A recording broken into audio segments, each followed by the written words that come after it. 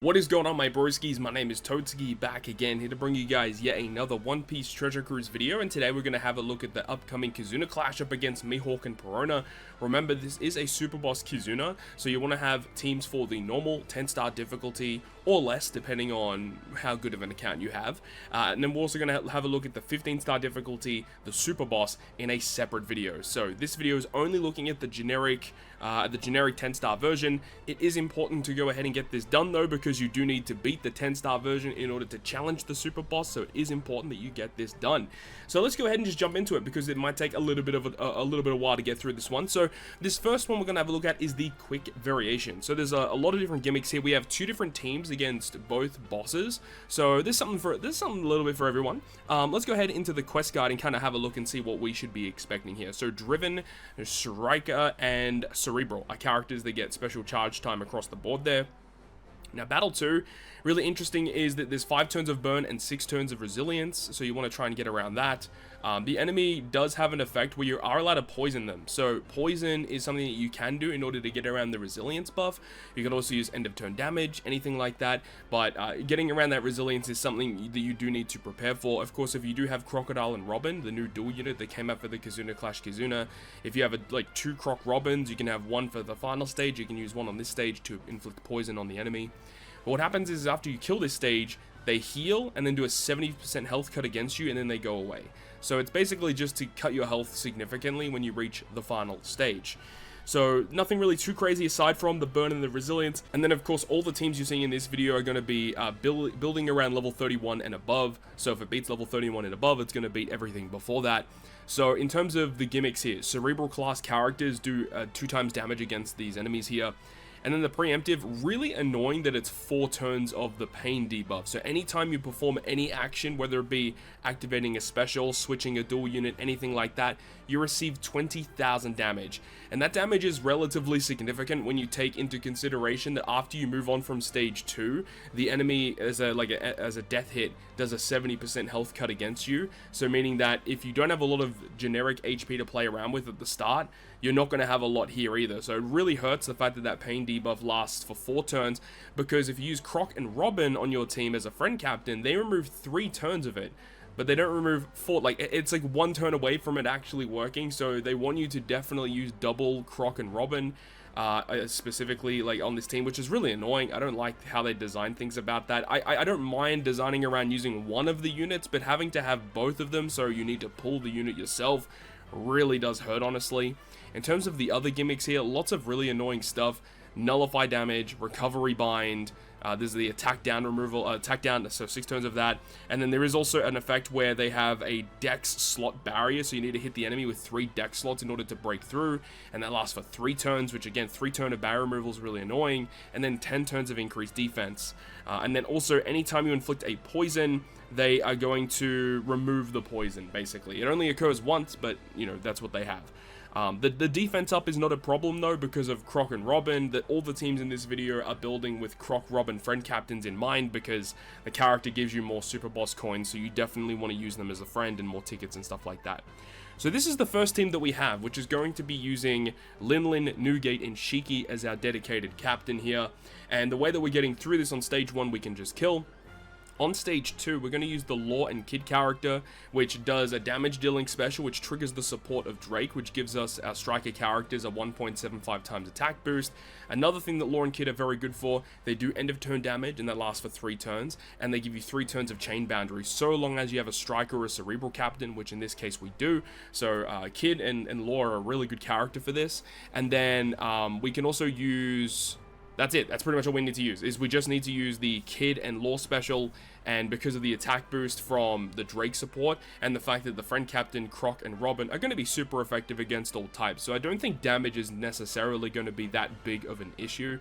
Like, obviously you want to try and save as many matching slots as you can from stage 1 to give you more of a chance of killing stage 2. You can also use the switch effect of Shirahoshi and Manchuri here if you do want to do that. I would advise not doing that though, because their switch effect generates rainbow slots, and with the way that this team kind of works, you need very specific slots on your team, so I wouldn't really switch Shirahoshi and Manchuri unless you do plan to use the rainbow slots on stage 2 and you consume them. Then that would actually work fine. When we reach the final stage, we're going to use the Shirahoshi Mancherry special, which will remove the attack down, and it removes the pain debuff. Shirahoshi and Mancherry V1 is one of the only characters in the game, very small amount of characters, but there are some that do it, but Shirahoshi and Mancherry is one of those key characters that can remove that pain debuff. So not only do they do that, they have the potential ability of removing recovery bind, so when you activate the special of Shirahoshi and Mancherry, it will provide the healing for you, which is kind of nice if you did want to do that. And then you also have the Croc and Robin, which can give you other beneficial effects. They can give you the, the color affinity boost.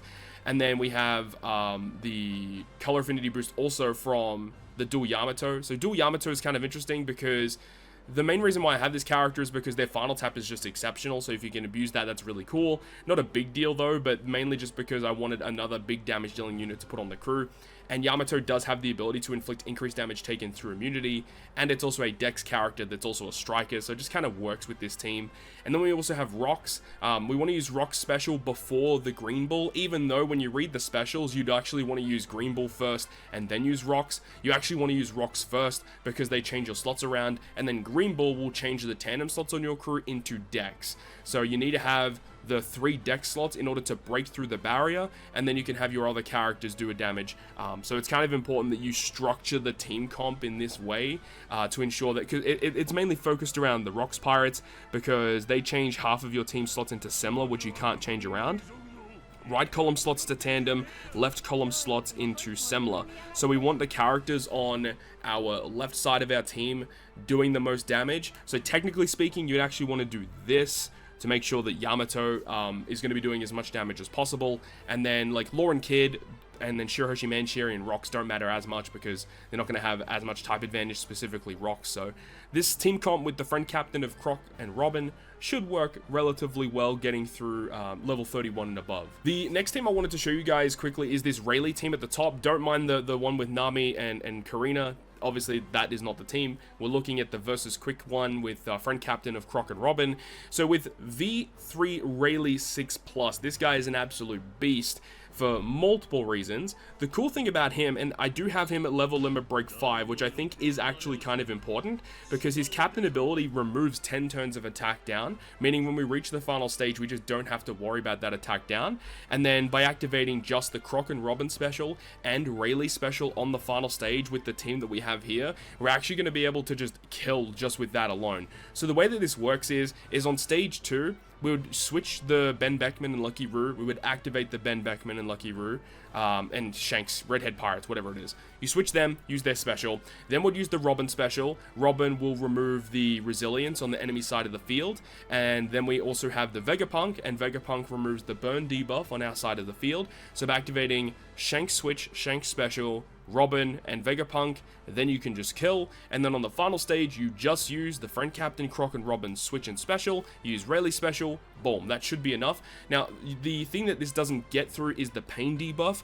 Technically speaking, I mean, it is kind of annoying, but I think it should be okay. It depends on how much HP you have and how much HP Croc and Robin give you, because you want to make sure you have as much HP as possible just so you are able to use Croc, Robin, and the Rayleigh special. That is important. The switch effect of Croc and Robin isn't as important. It will give you more damage, but if you don't have the HP to facilitate that, then it's not the end of the world. But if this team does have the right HP, that will work really, really well.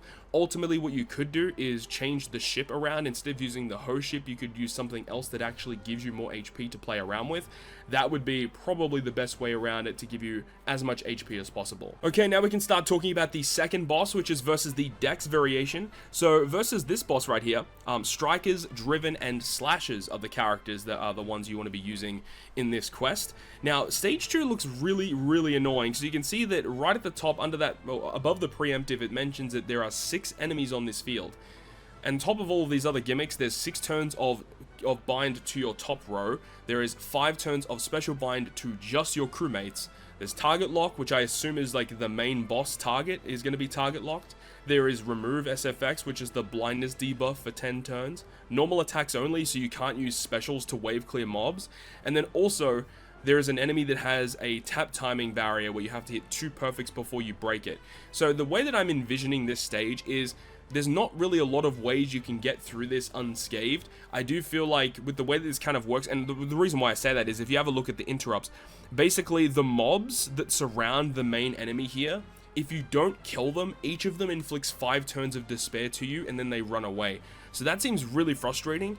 So you want to try and kill all those mobs, but remember, you have target lock, and target lock, you have to target the main enemy, and that enemy does have barrier, like a 2-hit perfect barrier. So unless if you have a way to bypass that barrier, that is the only effective way to get through that. So yeah, this stage does look really, really annoying.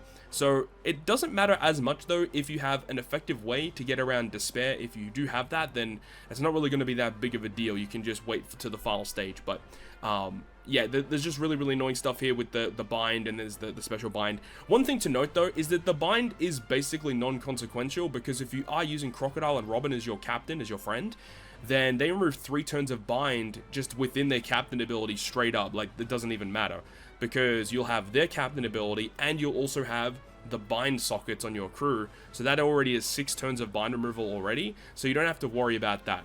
You will have to worry about the special bind, and then there is that remove SFX, which could be problematic if you're not well versed in hitting perfects. That could be very, very annoying for you. And then of course there is that pesky barrier. Another thing is that after you kill the main enemy on this stage, they heal, they inflict a captain swap on a random character in your crew, and then they run away. Like, just really, really frustrating stuff.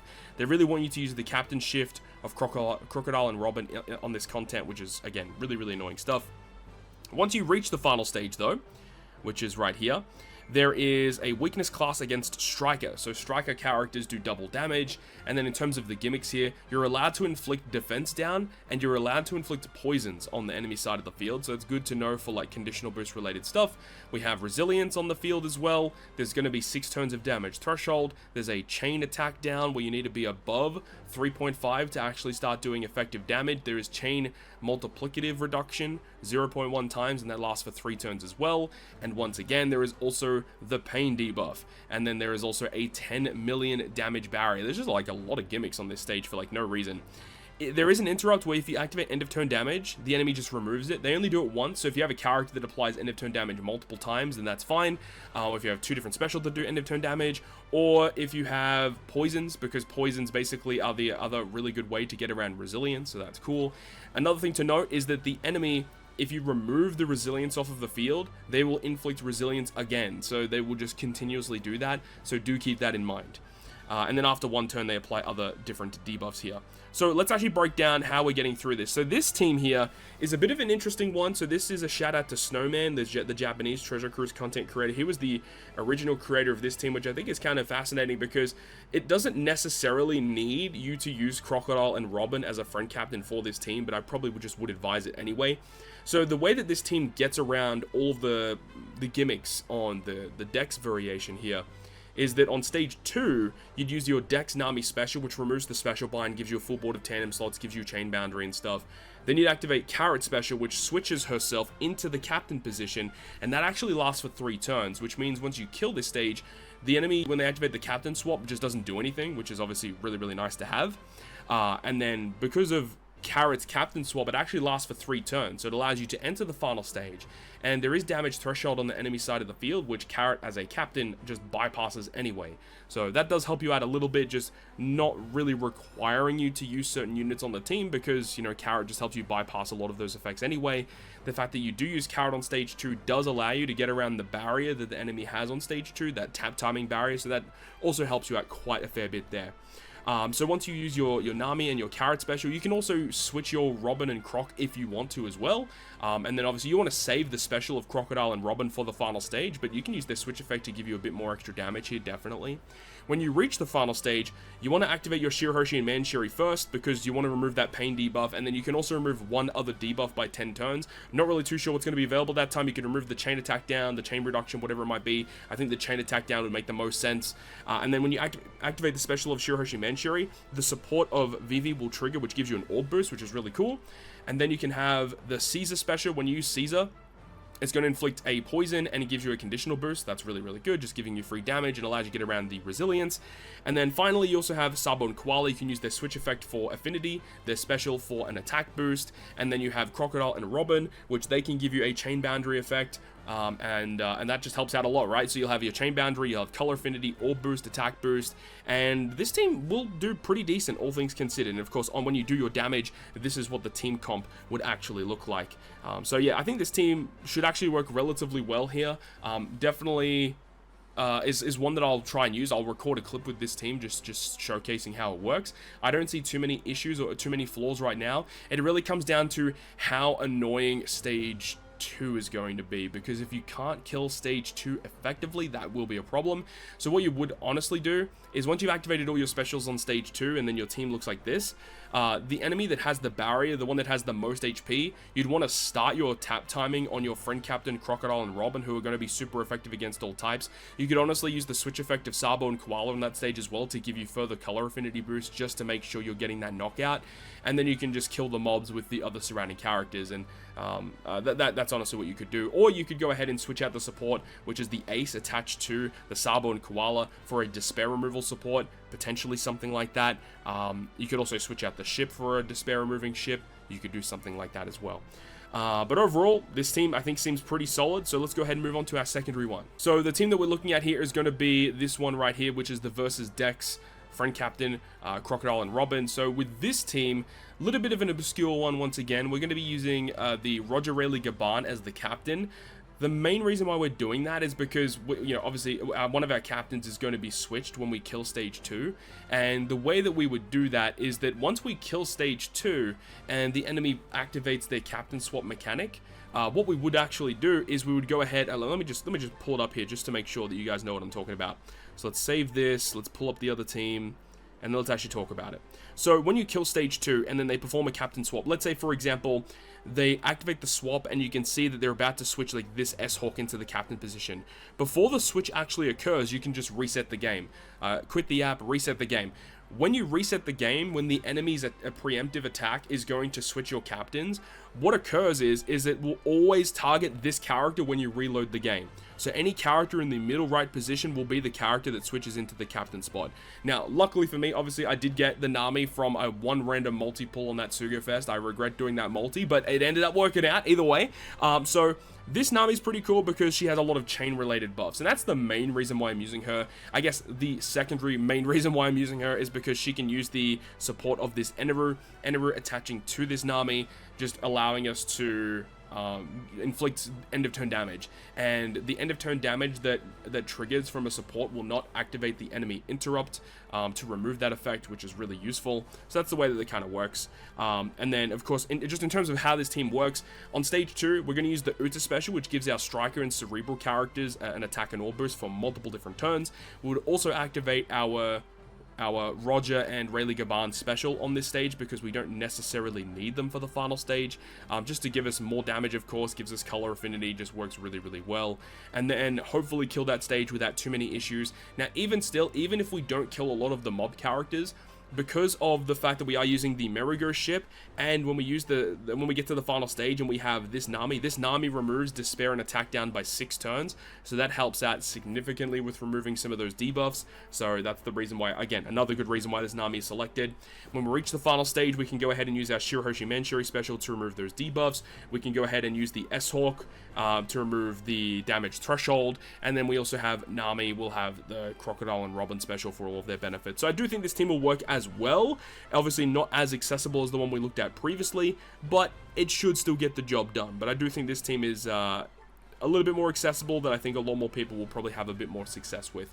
But anyways, that is pretty much going to wrap it up from us in terms of talking about the upcoming 10-star difficulty Kizuna clash up against Mihawk and Perona. Hopefully you guys enjoyed this video today, and as I said, I do want to get you guys a prep video maybe sometime tonight or tomorrow in regards to the Super Boss Kizuna clash, so definitely look forward to that. Hopefully you enjoyed the video though. If you did, make sure to go ahead and leave a like, and if you want to stay up to date with all the content I post, including more One Piece Treasure Cruise content, make sure to hit the subscribe button down below. On that, guys, I'll see you guys within the next video.